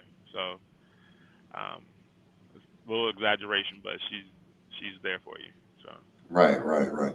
And let me tell you, even though she has a team, like you can still reach out to her directly. That's what I really like about the yeah. relationship. When they're talking about a relationship, when you find somebody good, Mhm. she's no matter how big she's gotten, and then believe me, I know she's grown a lot because it was just only her. Now she got a whole squad.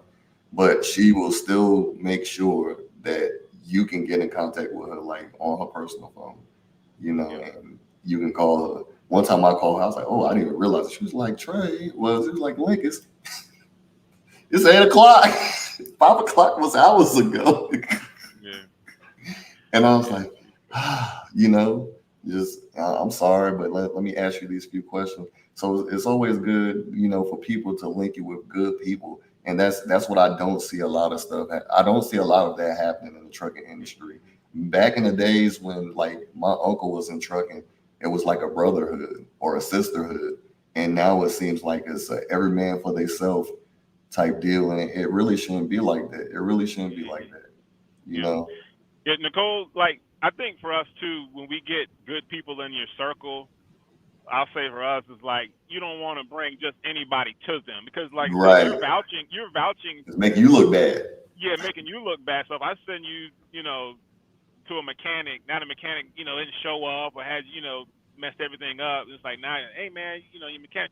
But as far as Nicole, yeah, that's the person like you don't want to just send everybody to her that they don't pay their bills and this and that and blah blah blah and they ain't really serious about trucking and stuff. They just just you got to be on top of your A game.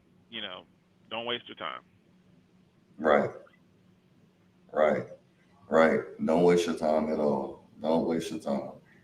But look, you guys, I really, really, really, really, really appreciate everybody that's came to the channel. Thank you, especially you, Rance. You always come through. You've always been a stand-up guy from day one. We always talk about, the hardships inside of trucking. We've been in this since Hot Shot. So I mean, if you got questions about Hot Shot, semi, dump truck, Car hauls. um, the car hauling, flatbed, Conestoga. He in the Conestoga right now. Conestoga. Mhm. That's how you say it, right? Conestoga. Okay. Mhm. Yeah. I mean that's basically just like the bougie flatbed. Yeah. Yeah, the curtain pusher. Right. Right. The Um, Yeah. bougie flatbed. You get Nicole's like having a little technical difficulty. She's trying to okay. get in, but we might We'll not. definitely set up Oh, a segment. Oh, wait, there she there she goes. goes. Oh, I'm glad we didn't give up on you. Let's let her in. There we go. So there she goes. That's my favorite insurance Favorite insurance lady. agent. Hey, Yeah. Nicole. Hi guys. Oh my Hey, gosh, I've had such a horrible time. Don't worry, don't worry. We've been trying to stall and hold on for you to get in here. I We was know running you out of have. ideas. I know you have. There's my boy Rance. what's I up? know, How you right? been? I've been good, sir. How are you? Good, good, good. Maintaining. So go ahead, Nicole. Tell them a little bit about your company. Tell them how you roll. Tell them how you got the knowledge, the game, the years, the team. I have a team. I have a team. We've look. I've been doing insurance. It's literally just been me for a long time. But somehow I just happened to like get into the trucking game where I had one trucker and then I had another trucker and then we just kind of like kept going. And I've been doing this since 2016. Um, so, we're going on, I'm going on a long time now. And the thing with me is that it's not just about the insurance. Because I'm always doing trucking, I've learned so much about the business. I learn like all the struggles. Like I hear about it because I build a rapport with everybody and everybody's telling me like, hey, we're struggling with this, we're struggling with that, and I also most of the people that I get are like new ventures, right? So it's kind of like, okay, well, I'm starting out like I've had my CDL for like 2 3 years and I wanna get started. Mhm. What do I do? How do I start? Um, and because we've been getting so many of these people for so many years that I had to kind of adapt and help everybody kind of get through that process. And I'm like, okay, well, and maybe for a lot of people it doesn't seem like a big deal, but it is a big deal. Like, okay, well, how do you start? You're going to start your LLC, and then you're going to start your DOT and your MC, and then you're going to get your insurance, and then you're going to get this, and then you're going to get that, and then, and then also like even like your first DOT audit. Like a lot of times these things seem, for a seasoned trucker, like not a big deal, but if you're just starting out, it's daunting, right? Like, because you don't know what to do. So besides the insurance portion, we are really like myself, my daughter, we're a family company. It's myself, it's my daughter, and everybody who is working with us is family. We really, really try to like help everybody as much as we can. Obviously, like, we're going to do the best of our abilities. We can't work miracles, but we're going to do the best that we can. And bottom line is kind of just trying to get to that point to where you really, really understand your insurance and you really understand how the insurance game works. Insurance companies, and that's like a huge overhead for you guys, and I know that, like, the whole mechanic thing and like and all of that, that's an entirely like different thing, and it's a huge overhead. But at the end of the day, you guys are always trying to like figure out like how much is my insurance costing me, and why is it so expensive, how can we cut these costs down. So I'm always here to absolutely try to help you guys out as much as I can. When it comes to insurance, even if I'm not licensed in your state, you can come to me and I can at least like overlook and just review what you have. I'll always be honest and be like, yeah, you don't need this, you do need this, and kind of just go from there. There's always gray lines that you can kind of go through when it comes to insurance. And you kind of have to know, you're never going to know. As a trucker, you're never going to know. It's always going to be the insurance agent that's going to know. That's the bottom line. And whether they're willing to like kind of help you out and guide you through that process, you have to find that agent who is going to help you and navigate you through that process without compromising your coverage, right? So yeah, so we're cutting costs, but at what cost? Right. And the biggest thing that I really love is that you're going to break down exactly what you're paying for. Correct. Exactly what you're paying for. I remember there was a time where my insurance wasn't too good. You remember that? I was paying like $2,500 a month for one truck, and I was like, right. and stood by me and made sure that we got right. You told me what I needed to do to lower it. Gave me all the tips and hung in there. Any questions I had. Remember one time I was telling Rance I called you like 8 o'clock and I forgot what it was for. And you were like, it's past 5 o'clock, sir. I still answered. And still helped me out. So those are the things that that I value in you. I definitely value that you're willing to give me the game. You're willing to break down what I need to know and give me the game, so to speak. Yes. And when she doesn't know, she finds out. She goes and researches it for you. That is correct. I'm always going to try to find out. And here's the thing for me, like at the end of the day, like for me, and I can't speak for like other insurance agents, I can't speak for them. But for me, it's always about like, I'm a small business owner. Like this is my agency. Like this is my game. This is my game. I live and I breathe this business. So it's super important to me that you guys do well, because if you're not doing well, then I am not doing well. You understand? It kind of like goes hand in hand, and you kind of always like, You have to think of it in this terms, like find an agent. If I can't be your agent, find an agent who is at least like super committed to where they're going to be the ones that are going to grow with you. Okay. And they're going to just keep coming up with you, because if you find just like a regular agent, or you just go directly to Progressive or whatever, they don't care. Like, I mean, they care, but they don't care. It's not money in their pocket. For me, it's money in my pocket. If I sell you a policy right now, great. I sold you the policy and I made commission. But the commission is if you see that policy out for the whole year, because that policy is a whole year policy. So if you cancel it in a month, I got to return all that money and I made no money. Right. So it's always in my best interest to make sure that you guys are growing and that you keep growing, because as you are growing, I am growing.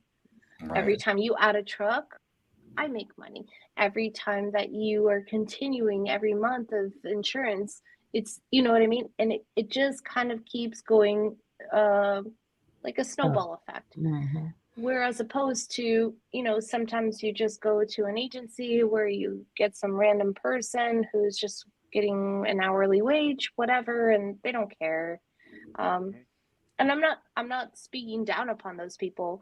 I'm just saying that for me and for my company, it's really, really important to make sure that you guys are always growing. The better that you are doing, the better that I am doing. And it just kind of one hand is washing the other, and we're always helping each other. Right. And So, one thing you said, I don't mean to cut you off, but one thing that you said to me was, if you can't afford the insurance, then you're not going to be able to get insurance. no.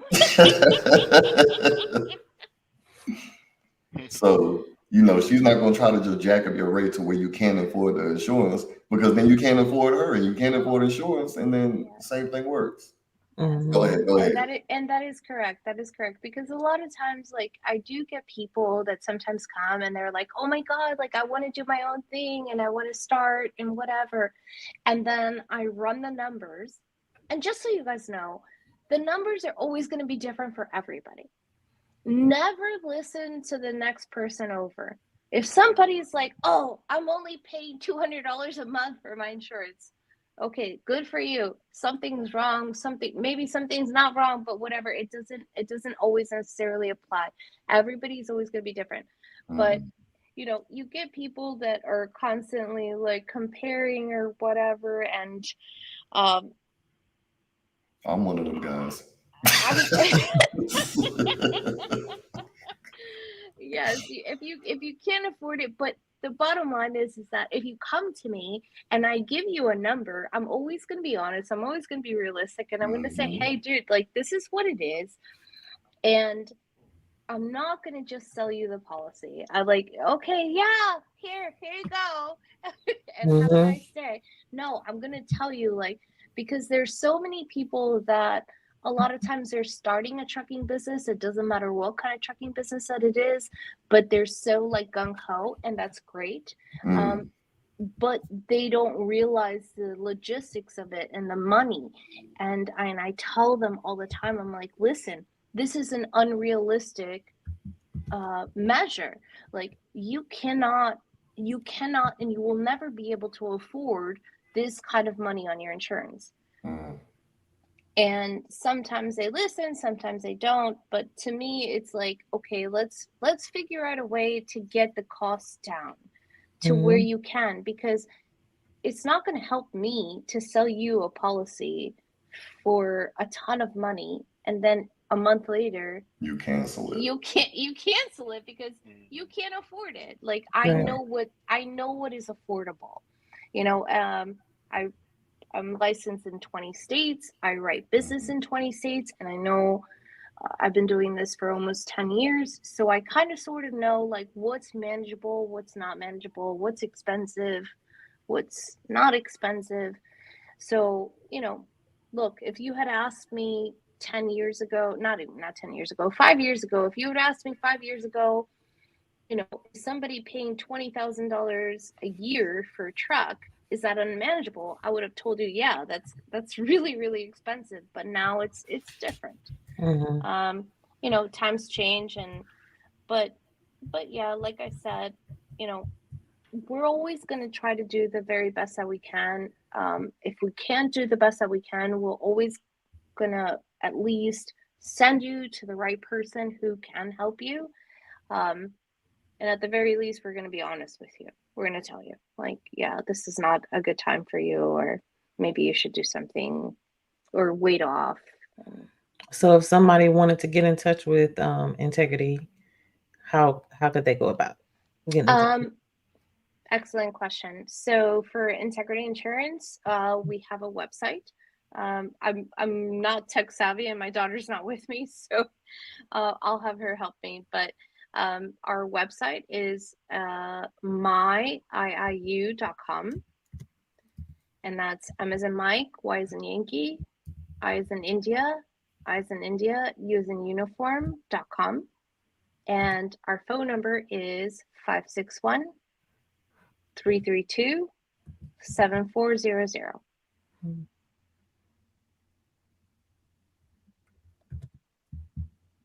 And they can text that number also. And is that a direct number, or is that a? It's a direct number.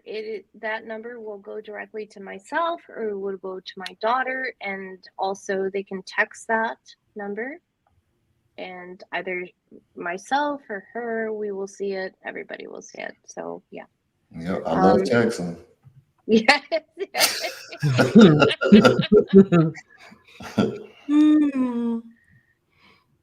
Okay. All right. And so the questions that I have for you that a lot of people might want to know is, what types of insurance coverage do you offer?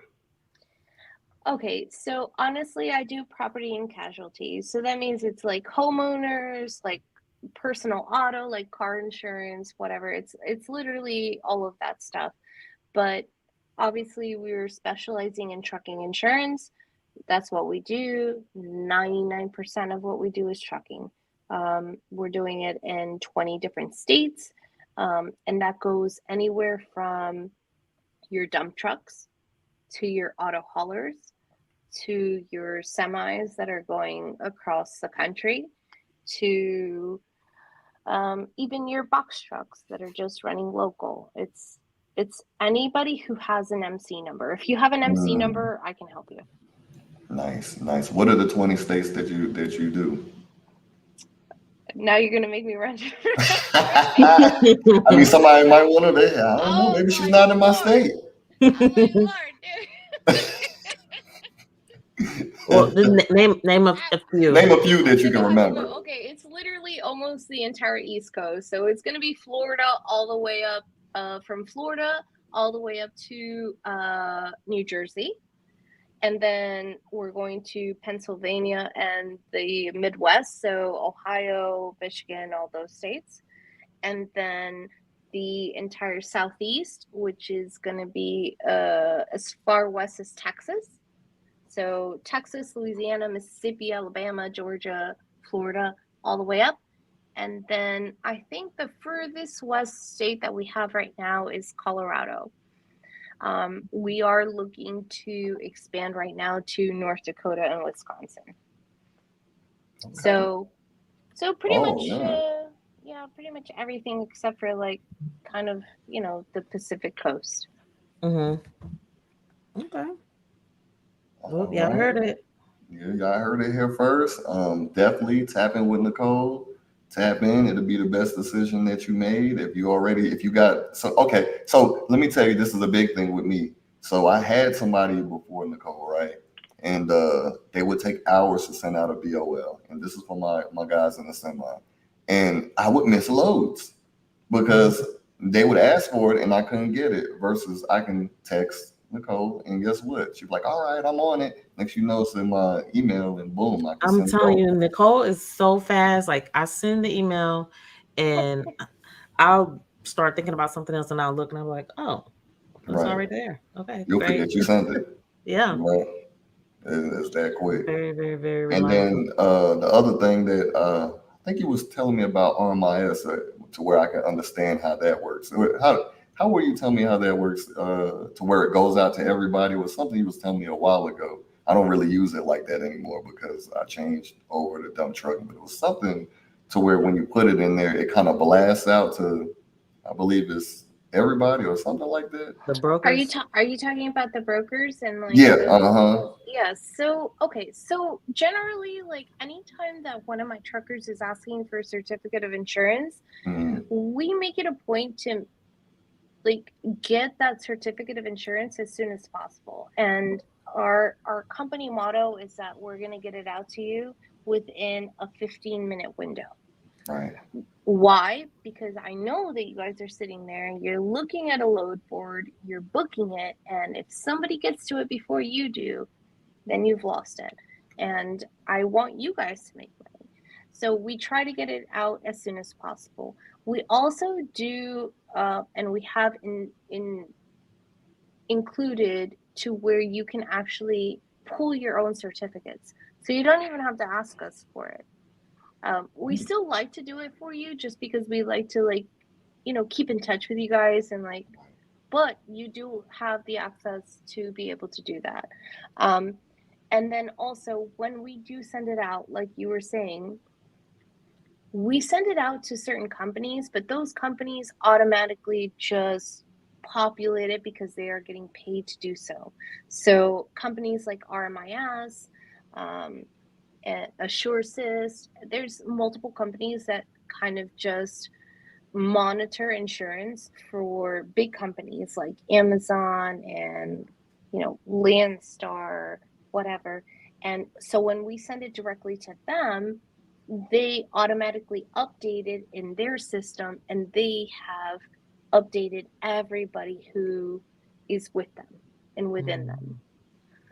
So, yeah. Okay. And another thing I remember is you were telling me on FMCSA that I used to check a whole lot of boxes I didn't need, and that's what made my insurance go up. Yes. I checked everything because I wanted to get everything, right? No, and you was like, no, never do that. Let's not Cargo do and that. cars or something. Yeah, I had my insurance. That was another way she helped me save, and that's what I mean about knowledgeable. Yes. So these are like, there's so many things that you guys like have to like pay attention to, because you guys are on another spectrum. You're looking at it in a different perspective, and you're not looking at it in the insurance portion of it. And that's what you have to understand, is that you have to understand that when you're getting insurance, these guys are looking at everything, man. They're looking at your LinkedIn page, your Facebook page, your FMCSA, your inspections, literally they know everything. They know everything before they go and they give you the insurance. So sometimes it's better for you guys, like, especially if you're a new venture. You're a new venture and you're like, okay, like I'm getting a semi. I don't got a trailer. I'm just going to go and I'm going to do like, power only loads. Fine, perfect. Go do that. So if you're doing power only loads, more than likely, you're only going to do dry van. Because flatbeds are flatbeds. Right. Flatbeds are flatbeds. If somebody needs something hauled in a flatbed, they're going to get a guy who already has a flatbed, and that's his thing. But if you're doing dry vans, then it's different, right? Now you're picking up loads from Amazon, you're picking up loads from Forward Air, from all these guys that they already have their vans ready to go, and all you got to do is pick it up, drop, and hook, right? And then you're going from there. So if you're doing that, and here's the thing, FMCSA is going to ask you like, okay, well, what are you hauling? And then also the insurance companies are going to ask you, well, what are you hauling? Dude, we don't know. You don't know. Do you know? I don't know. You don't know. Nobody knows. Right. We're gonna pick up whatever is in that van. Right? I mean, and I joke about this all the time, and I'm just saying, like, it could be drugs, it could be anything. I mean, we really don't know. I mean, we don't know. That's true. At the end of the day, do you know? It could be Mm-mm. drugs. You don't know that. Right. They You could be should in the be. product, in the You boxes. could listen. You're picking up the box, man. That's it. And you're Right. picking it up and you're dropping it off. We honestly don't know. So a lot of times, and it's and this is like even a joke for me when I'm dealing with underwriters and insurance companies because they ask me all the time, well, what is he hauling? I'm like, dude, it's a dry van. It could be anything. It could be paper, plastic. It could be honeybees. I've had people who are transporting honeybees. I Man. have people who are Mm. transporting cadavers from Canada. Like we literally don't know what it's gonna be. It's whatever the load is paying. Nobody's asking any questions. They're We're not picking asking it up. any And a questions. lot We're of times they dropping don't it tell off. you. Right. Yeah. Exactly. They just say But dry goods. well, and then and me as an insurance agent, like I have to kind of just like, okay, well, I'm gonna give them kind of an idea of what it is, but I will tell all of all of you guys this one thing: if you are a trucker and something funky comes up, where you know that it's something funny, like for example, like honeybees, they're live honeybees, right? That's a very specific thing. Or if you're gonna go pick up 2 tons of gold, you know, like Mhm. it's something funny like that, then that's at one point you're gonna want to call your insurance agent and say, hey, listen, somebody wants me to pick up a load of honeybees. They're willing to pay this stuff. Is it covered? Because even though you have cargo insurance, there's so many exclusions and nobody reads them. Right. Mm. Nobody's reading them, Yep, that's right? true. Because I And haven't. so you have to like, if it most of the time, if it's just like general stuff, like no big deal, like whatever. But you guys always know if it's something strange, if it seems strange to you and it raises like your eyebrows, then you're gonna be like, okay, maybe I should call my insurance agent and be like, is this covered? You know? Right. Mhm. And Right. then you can go from there and you can get it added or not added, and you can decide whether or not you want to take the load. Right. Absolutely. And then what kind of information do you have for people that are getting into the dump truck game, or if they don't have that many years in CDL? Well, those are two different questions, but yeah, definitely. Well, if That's they right. don't have that, okay, so the bottom line is like the standard industry is 2 years of CDL. Mhm. That's it. Once you have 2 years of CDL, you can do just about anything. Are you able to Literally. insure people with under less than 2 years as a new venture? I can do somebody under 2 years of CDL. Hmm. New ventures are not a big deal. Okay. New ventures It's it the doesn't age matter. on the CDL. It's the age on the driver of the CDL that matters. Oh. So you could have a brand new venture, Hmm. but if you have a CDL driver who's got 10 years, 20 years, whatever, it doesn't matter. So it's Okay. always the age of the driver. Oh, not the age of the driver, Age the on age of the CDL experience. CDL. A license. Yeah, Mhm. experience. Right. Right. Correct. So if you're starting something like this, like my recommendation is always going to be to like, okay, well, either like if it's you, like yourself, and you're like, okay, I want to do this on my own and I want to start a dump truck company. Hmm. Then you need to wait until you have your 2 years of CDL. Is it impossible for you to do it before then? No. But then you're limiting yourself to the companies that will actually insure you. You're getting to a point where you're only going to get down to like 2 companies. It's going to be down to Progressive, obviously, and Berkshire Hathaway. That's it. Mm. So, but if you wait the 2 years, then now all of a sudden, now everybody's willing to insure you. And now everybody is going to be competitive and you have more options. So, but if you are just yourself, like starting a dump truck company or any trucking company, you don't even have to have a CDL. It doesn't matter. It's always about the driver. Mm-hmm. So let me ask you a question for someone that doesn't have CDLs, but they get into trucking by, buying trucks, and they get their own drivers, is the insurance rates different? Do they differ because the owner of the company doesn't Doesn't have have CDLs. CDLs? No, no. Okay. It always, the biggest factor is the driver.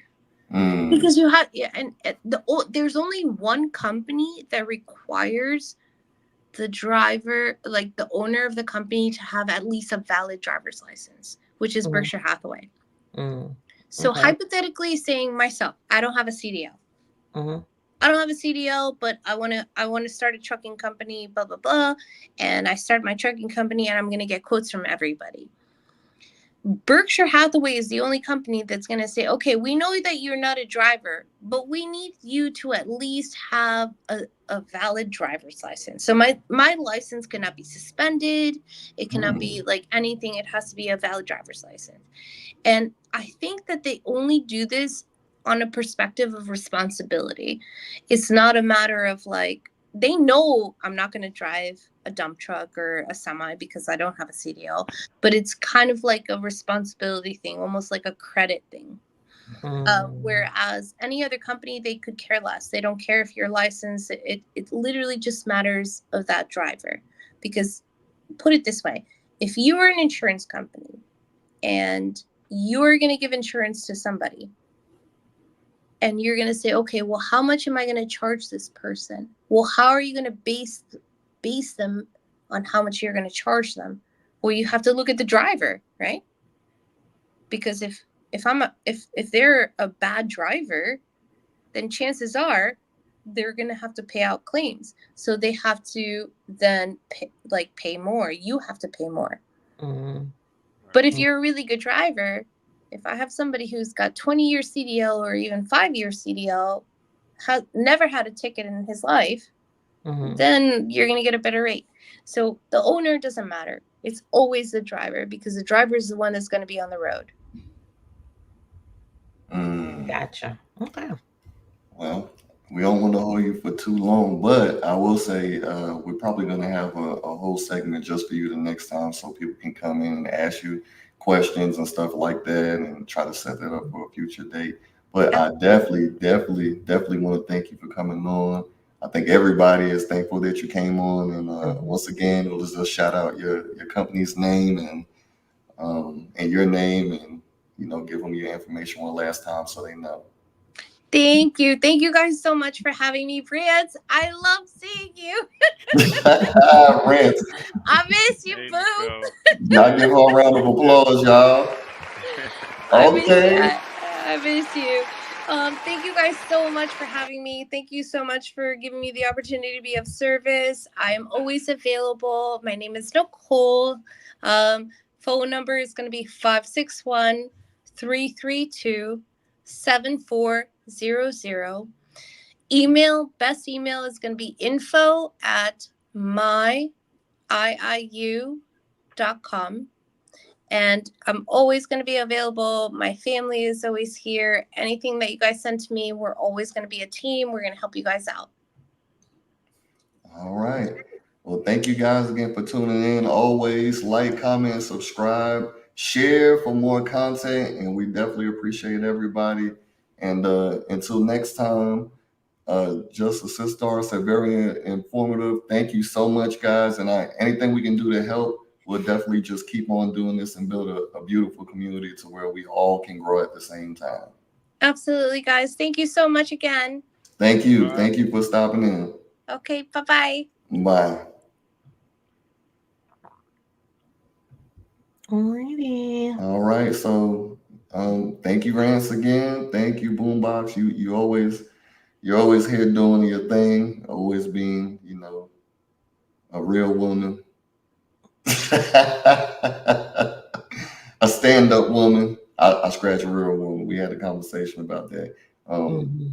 So, all right. Till next time, you guys. Anything you need. If you guys want us to talk about more topics in trucking, please DM us. I'm gonna put that up right now. Brokers.